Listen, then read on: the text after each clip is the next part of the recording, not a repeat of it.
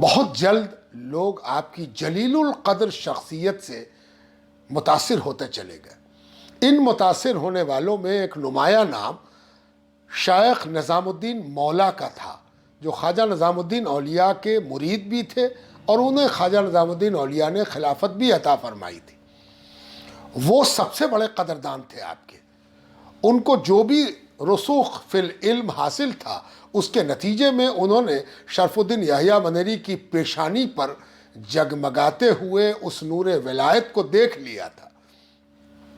اسی لیے وہ ضد کر کے جمعے کے روز حضرت مخدوم جہاں کی صحبت میں بیٹھتے اور ان کا دیکھا دیکھی علماء بھی جمع ہو جاتے۔ کبھی کبھی ایسا ہوتا کہ جمعے کا دن لوگوں کے سوالات کے جواب دینے میں گزر جاتا اور آپ ایک دن رک جاتے، پھر راجگیر چلے جاتے۔ اسی سلسلے کو آگے پڑھاتے ہوئے نظام الدین مولا رحمۃ اللہ علیہ نے ایک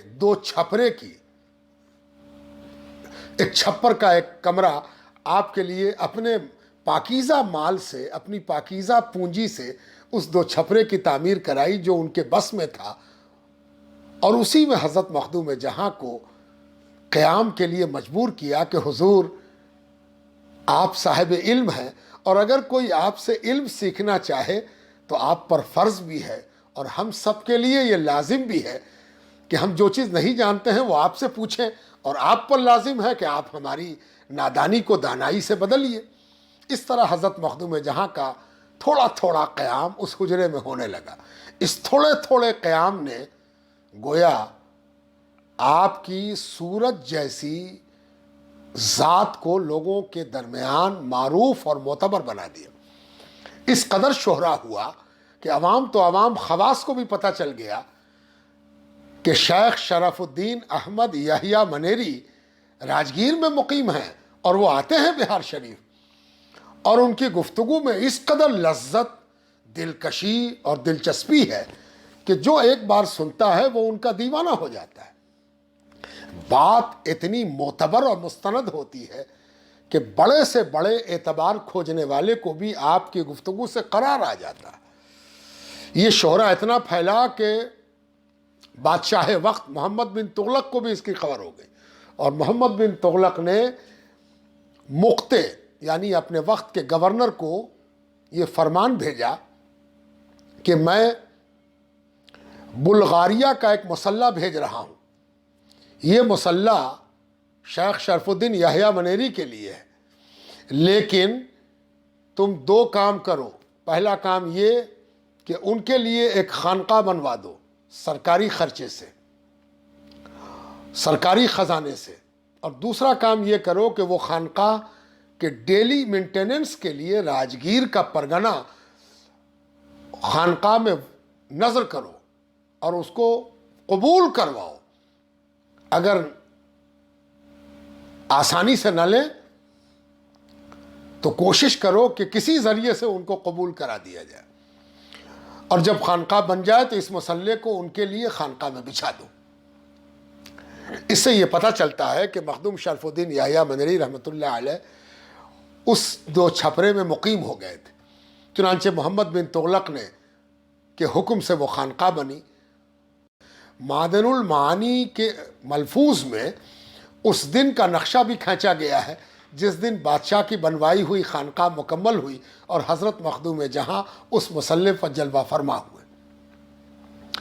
اس طرح حضرت مخدوم جہاں رحمۃ اللہ علیہ تغلق کے زمانے میں باضابطہ خانقاہ نشیں ہوئے، اور وہ خانقاہ خانقاہ معظم کہلائی، اور اسی خانقاہ میں بیٹھ کر آپ نے مکاتیب اور ملفوظات کی ترتیب و تسوید کی دنیا ہموار کی۔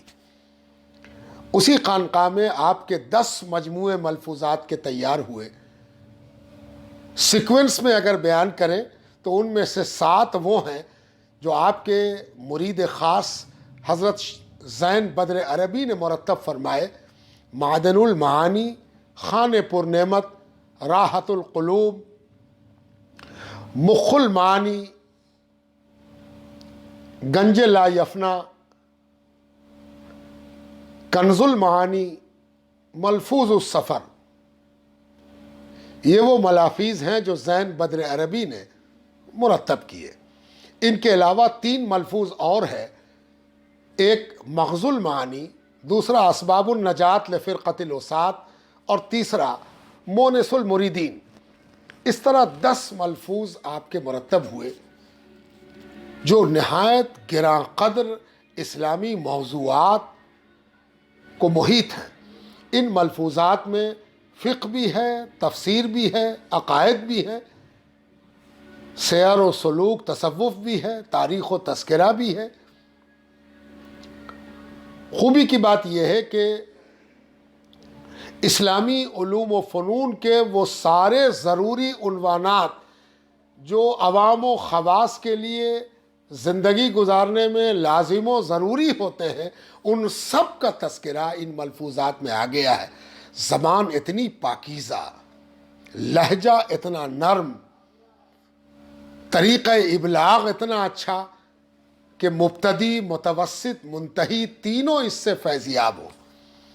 ایسے ملفوظات کا مجموعہ ہے کہ آپ کے ذریعے علمی نگارشات جو مکتوب ملفوظ کی شکل میں سامنے آئی، وہ ہر سلسلے میں معتبر ہوئی، وہ ہر طبقے میں مقبول ہوئی۔ اس لیے آپ کا مقام ان سارے صوفیاء کے درمیان اپنی تحریری خدمات کے اعتبار سے بڑا معتبر اور مستند ہے۔ ان کے علاوہ آپ نے ایک اور بڑا کام کیا جو آپ سے پہلے کبھی نہیں ہوا تھا، اور وہ یہ کہ خط لکھنا بہت پرانا طریقہ ہے انسانی زندگی کا، لیکن خط ہمیشہ سے لکھا گیا خیریت بتانے کو یا خیریت چاہنے کو۔ خط کو تعلیمی نصاب کا ورق بنا دینا، باضابطہ ڈسٹنس ایجوکیشن کو سامنے رکھ کر خط لکھنا، یہ آپ سے پہلے باضابطہ طور پر کسی نے نہیں کیا تھا۔ یہ آپ کی پہلی ذات ہے کہ آپ نے اپنے مریدوں کی تربیت کے لیے خط کو مادھیم اور میڈیم بنایا۔ بعض مرید چاہتے تھے کہ ہم بڑے عہدے پر ہیں، شاہی عہدے پر ہیں، ڈسٹرکٹ جج ہیں، قاضی وقت ہیں، قاضی القضات ہیں، ہم اللہ کی راہ چلنے کے لیے استعفیٰ دے دیتے ہیں اور آپ کی خدمت میں آ جاتے ہیں۔ آپ کی خدمت میں رہنا میرے لیے معراج ہے، ہم دنیا کو چھوڑ کر عاقبت کے لیے آپ کی خدمت میں آ جاتے ہیں۔ یہ حضرت کا بڑا کمال تھا کہ آپ نے انہیں بجائے نوکری چھوڑنے، استعفیٰ دینے، دنیا کو ترک کرنے کے، انہیں یہ تعلیم دی کہ تم جہاں بھی ہو وہاں سے میرے قریب رہ سکتے ہو، میری صحبت میں رہ سکتے ہو، اور تمہارا نوکری چھوڑ دینا یہ زیادہ بڑا کام نہیں ہے۔ تمہارا نوکری میں رہتے ہوئے اللہ کے بندوں کو فائدہ پہنچانا، اللہ کے بندوں کے ساتھ انصاف کرنا، نیکی کرنا، بھلائی کرنا، عدل کرنا، یہ زیادہ بڑا کام ہے بنسبت دنیا کے عہدے کو چھوڑ دینے کے۔ یہی وجہ ہے کہ قاضی شمس الدین جو چوسا میں مقیم تھے اور اس وقت کے ڈسٹرکٹ جج تھے، انہوں نے جب آپ کے پاس آنے کی خواہش ظاہر کی تو آپ نے کہا کہ تم اپنی جگہ رہو اور اپنے سوال مجھے لکھ کر بھیجا کرو، میں اس کا جواب دوں گا۔ اور اس طرح آپ نے جو جواب دیے اسے آج دنیا مکتوبات صدی یا صد مکتوبات یا 100 لیٹرز کے نام سے جانتی ہے، جس میں آپ نے ان کے نام ایسے خطوط لکھے کہ ہر مکتوب، ہر خط، ہر لیٹر ایک چیپٹر ہے۔ یہ ایک باضابطہ نصاب اور کیریکولم کو پورا کرتے ہوئے مکاتیب کا سلسلہ جاری فرمایا۔ اس کے علاوہ آپ نے مولانا مظفر بلخی کے نام 200 سے زیادہ مکاتیب لکھے۔ اس کے علاوہ مختلف علماء، صوفیاء، وقت کے قاضی صاحبان، مفتی صاحبان، رؤوسا، عہدیداران، بادشاہی خدمتگار، خود بادشاہ وقت محمد بن تغلق اور اس کے تمام وہ رؤوسا اور ذمہ داران جو حضرت سے وابستہ ہو گئے تھے، ان کے نام آپ کے خطوط جاتے رہتے تھے۔ ان خطوط میں ان کے سوالات کے جوابات بھی ہوتے، اور بعض دفعہ بغیر سوال کا جواب دیے ہوئے حضرت ان کی رہنمائی کرتے، ان کو لوگوں کی خدمت کے طرف مائل کرتے، عدل و انصاف کے طرف مائل کرتے، دنیا سے ان کا خیال ہٹا کر آخرت کی طرف ان کی توجہ مبذول کراتے، آخرت کی فکر پیدا کراتے، برائیوں کے نقصانات سے آگاہ کرتے، اور خدمت خلق کا ثواب اور اجر بتاتے۔ یہ خطوط بڑی تعداد میں لکھے گئے، ہزاروں خطوط لکھے گئے۔ ایک محتاط اندازے کے مطابق جو تعداد ہم لوگوں کے سامنے ہے، اس سے یہ پتہ چلتا ہے کہ 600 کے قریب خط کا تو پتہ چل رہا ہے، پتہ نہیں اور کتنے خطوط تھے۔ بعضوں نے یہ لکھا ہے کہ آپ کی 1700 تصانیف تھی۔ ممکن ہے کہ یہ 1700 تصانیف کے بجائے 1700 مکاتیب ہو، اس لیے کہ جب 600 مکاتیب مل جاتے ہیں تو 1700 مکاتیب کا وجود میں آنا کوئی قابل حیرت نہیں۔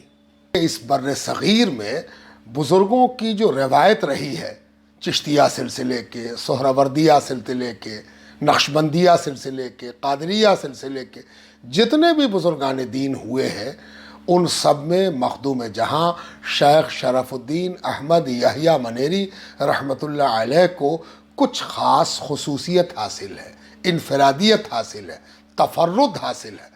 پہلا تفرد یہ ہے کہ آپ وہ پہلے بزرگ ہیں جنہوں نے تصوف کے مضامین کو قلم کے ذریعے دنیا کے سامنے پیش کیا۔ اس کے علاوہ حضرت ایک کام اور فرماتے کہ آپ کے مریدوں کا وہ طبقہ جو متبحر عالم پر مشتمل تھا، وہ آپ سے بعض کتابیں پڑھنا چاہتا۔ چنانچہ کوئی عوارف المعارف، کوئی آداب المریدین، کوئی ہدایہ اولین و آخرین، کوئی تعارف، کوئی شرح تعارف، کوئی وصیت نامہ شیخ الشیوخ پڑھنے کی خواہش کرتا، اور حضرت اجازت دیتے، اور وہ اس کتاب کو حضرت کے سامنے پڑھنا شروع کرتا۔ متن کا ایک ٹکڑا پڑھا جاتا اور حضرت اس پر گفتگو فرماتے، تقریر فرماتے، ضرورت پڑتی تو نحوی اور صرفی تحلیل بھی فرما دیتے، لغوی اعتبار سے معنی بھی بتا دیتے، اور پھر اس کے پس منظر میں جا کر احادیث اور قرآن کریم کی آیات کے حوالے بھی دیتے، صوفیہ کے اقوال بھی بیان کرتے، فقہا کی آراء بھی بیان کر دیتے، اور اس خوبصورتی کے ساتھ اس کی شرح فرماتے کہ وہ شرح اپنے آپ میں متن سے بڑی ہو کر خود ایک تصنیف کی شکل اختیار کر جاتی۔ اس سلسلے کی ایک مثال شرح آداب المریدین ہے، جو آپ کے مرید خاص شیخ اشرف ابن رکن بلخی نے آپ کے سامنے پڑھی اور اس کی شرح کو قلم بند کیا۔ اس طرح حضرت مخدوم جہاں ملفوظات، مکاتیب کے علاوہ ایک عدیم المثال شارح بھی ہیں۔ ساتھ ساتھ کچھ رسائل بھی آپ نے تالیف فرمائے۔ یہ رسائل مختلف موضوعات پر سیر و سلوک کے پائے جاتے ہیں، اور وہ سب بہت اہم ہیں۔ حضرت مخدوم جہاں رحمۃ اللہ علیہ کے مریدین اور آپ کے ہاتھ پر توبہ کرنے والوں کی تعداد، آپ کے مرید و خلیفہ مخدوم حسین نوشہ توحید نے اس کی جانب اشارہ کیا ہے کہ ایک محتاط اندازے کے مطابق اس دور میں 1,00,000 لوگوں نے آپ کے ہاتھ پر توبہ کی تھی۔ یہ بڑا اوتھینٹک سورس ہے، اور اس سے اندازہ ہوتا ہے کہ حضرت مخدوم جہاں اپنے زمانے میں کس قدر پاپولر، ہر دل عزیز اور مقبول ترین عالم ربانی، صوفی باصفا اور امام وقت تھے۔ حضرت کا وصال 5 شوال کا دن گزار کر عشاء کے وقت 782 ہجری کو ہوا۔ آپ دنیا کے وہ اکیلے صوفی باصفا ہیں جن کے وقت اخیر کی رننگ کامنٹری لکھی گئی وفات نامے کے نام سے۔ یوں تو اور بزرگوں کی بھی لکھی گئی ہے، لیکن جس قدر تفصیل سے حضرت مخدوم جہاں کے آخری چند گھنٹوں کی تفصیل ملتی ہے، ویسی دوسری کوئی چیز نظر نہیں آتی۔ اس کے دیکھنے سے بھی اندازہ ہوتا ہے کہ حضرت مخدوم جہاں کی پوری زندگی لوگوں کی تربیت، تعلیم، اللہ سے جوڑنے، اللہ سے قریب کرنے، عاقبت کی فکر پیدا کرانے، آخرت کے لیے تیار کرانے میں گزری۔ آخری وقت میں بھی یہی منظر ہے، بے پناہ جاذب نظر اور بے پناہ دلکش حالات سے پر ہے وہ وفات نامہ۔ آپ کا مزار مبارک آپ کی اپنی والدہ کے پہلو میں اس جگہ پر بنا جو آج بڑی درگاہ کہلاتی ہے، اور 700 برسوں سے 650 برسوں سے کون ایسا ہے جس میں حضرت مخدوم جہاں کے مزار مبارک پر حاضری کی تمنا نہ ہو۔